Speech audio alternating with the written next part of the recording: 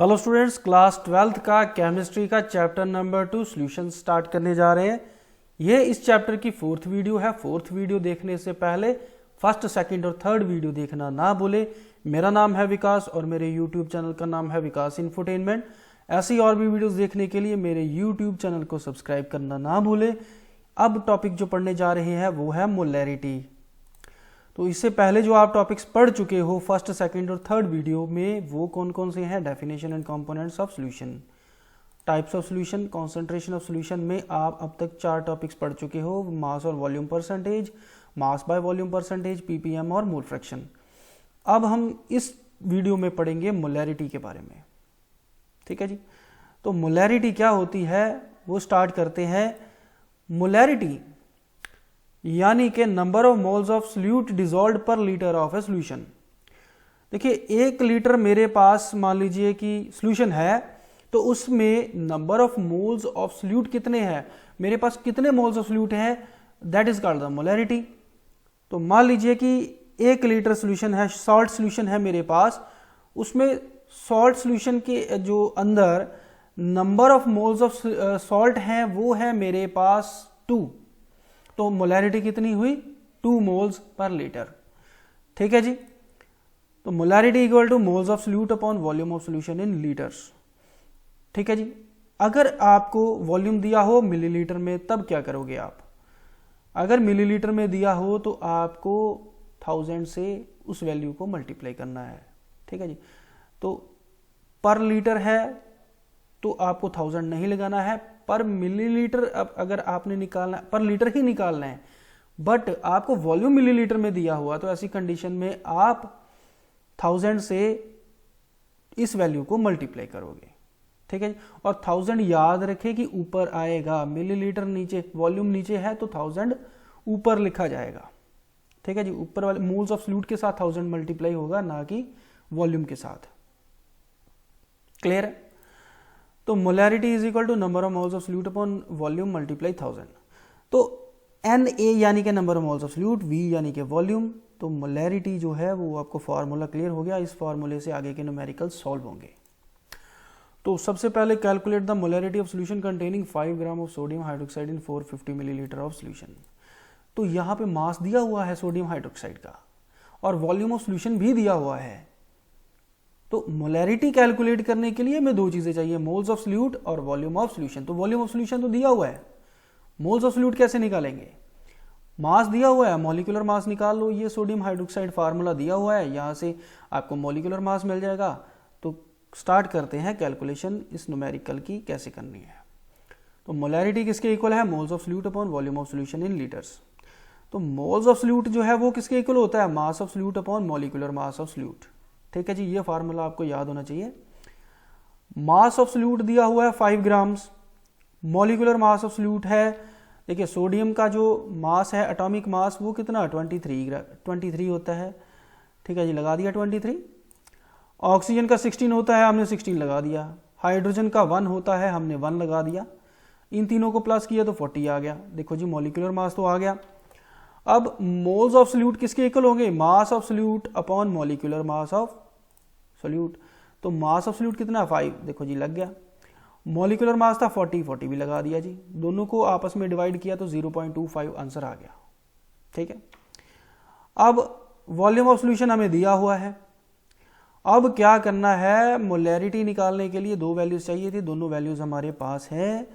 1 moles of solute 0.125 दिया हुआ है, वॉल्यूम ऑफ सॉल्यूशन हमें दिया हुआ है मिलीलीटर में। तो अब ये बताओ कि 1000 लगेगा कि नहीं लगेगा? बिल्कुल 1000 लगेगा। ठीक है जी। तो मोलैरिटी इज इक्वल टू 0.125, यानी कि मोल्स ऑफ सॉल्यूट दिया हुआ है, लगा दिया, वॉल्यूम ऑफ सॉल्यूशन दिया हुआ, लगा दिया। तो आंसर आ गया 0.278 मोल्स पर लीटर। ठीक है जी। ये जो यूनिट है मोल पर लीटर, अगर आपको यूनिट ये भूल भी जाता तो कैपिटल M लगा दो, सेम चीज है। ठीक है। अब अगला न्यूमेरिकल सॉल्व करते हैं। चलो, अगले न्यूमेरिकल में बताया हुआ है, न्यूमेरिकल की वैल्यू क्या है, स्टेटमेंट क्या है? Calculate the molarity of 30 millilitre of 0.5 m H2SO4 diluted to 500 millilitre. तो ये वॉल्यूम दिया हुआ है, ये मोलैरिटी भी दी हुई है। ठीक है। इस न्यूमेरिकल में पूछा क्या गया है कि अगर मेरे पास 30 मिलीलीटर, ये 30 मिलीलीटर वॉल्यूम है सॉल्यूशन का, तो उसकी मोलैरिटी है 0.5 m। अगर मैं उसमें वाटर ऐड कर दूं तो वो इतना डाइल्यूट हो जाएगा कि 500 मिलीलीटर हो जाएगा। सॉल्यूशन जो है वो 500 मिलीलीटर हो गया, इतना वाटर हमने ऐड कर दिया उसमें। अब बताओ मोलैरिटी कितनी है। ठीक है जी।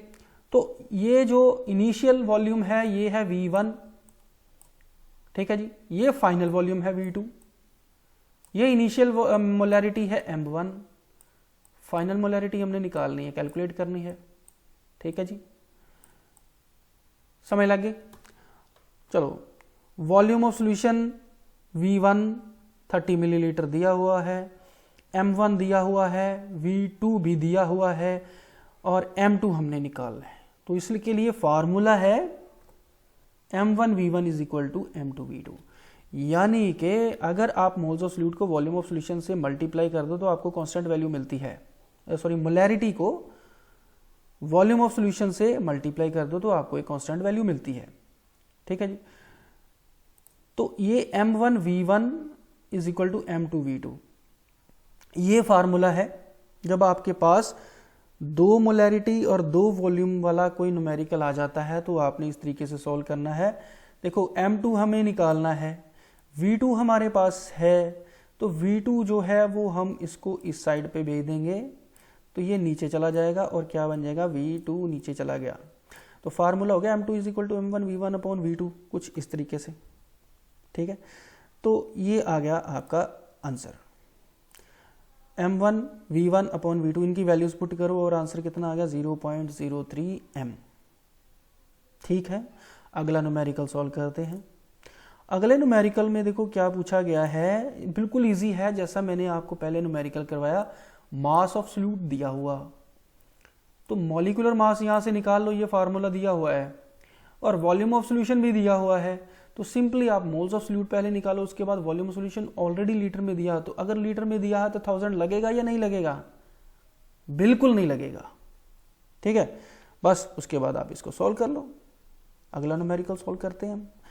अगला न्यूमेरिकल दिया हुआ है कि डेंसिटी जो है वो 10% बाय मास सॉल्यूशन की जो है वो है 1.06 ग्राम पर सेंटीमीटर क्यूब।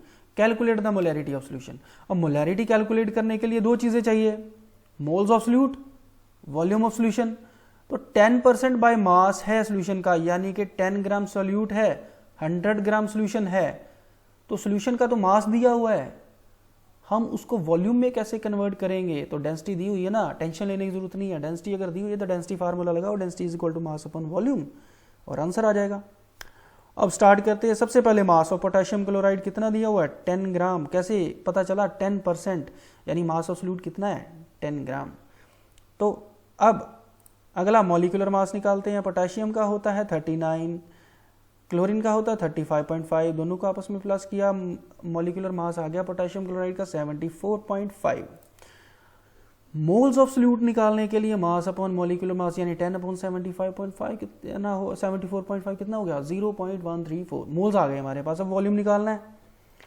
वॉल्यूम निकालने के लिए मास ऑफ सॉल्यूशन तो दिया हुआ है, बट डेंसिटी फार्मूला लगाएंगे, density is equal to mass upon volume, कितना 1.06 ग्राम पर सेंटीमीटर क्यूब जो है वो डेंसिटी दी हुई है। तो डेंसिटी फार्मूला लगाने के लिए क्या करेंगे, हमें चाहिए वॉल्यूम, तो वॉल्यूम को ले जाओ डेंसिटी की जगह पे, डेंसिटी को ले जाओ वॉल्यूम की जगह पे। ठीक है जी, तो फार्मूला बनेगा volume is equal to mass upon density, कुछ इस तरीके से। ठीक है जी, मास अपॉन डेंसिटी, तो वॉल्यूम आ गया हमारे पास। हाँ जी, वॉल्यूम आ गया। तो अब वॉल्यूम हमारे पास है, मोल्स ऑफ सॉल्यूट हमारे पास है, ये रहे मोल्स ऑफ सॉल्यूट, ये रहा वॉल्यूम, दोनों को आपस में करो डिवाइड, साथ में करो 1000 से मल्टीप्लाई, और आपके पास आंसर आ गया 1.42 m। ठीक है जी, वेरी इजी। तो ऐसे और भी न्यूमेरिकल सॉल्व करो। Thank you for watching my video. Wait for part 5। Subscribe to my YouTube channel for more videos like this. और एक मेरी वेबसाइट है vikastech.edu.com, तो वहाँ पे आपको मॉक टेस्ट, नोट्स वगैरह मिल जाएंगे। आपको ये वीडियो कैसे लगा कमेंट करके ज़रूर बताइए। Thank you for watching my video.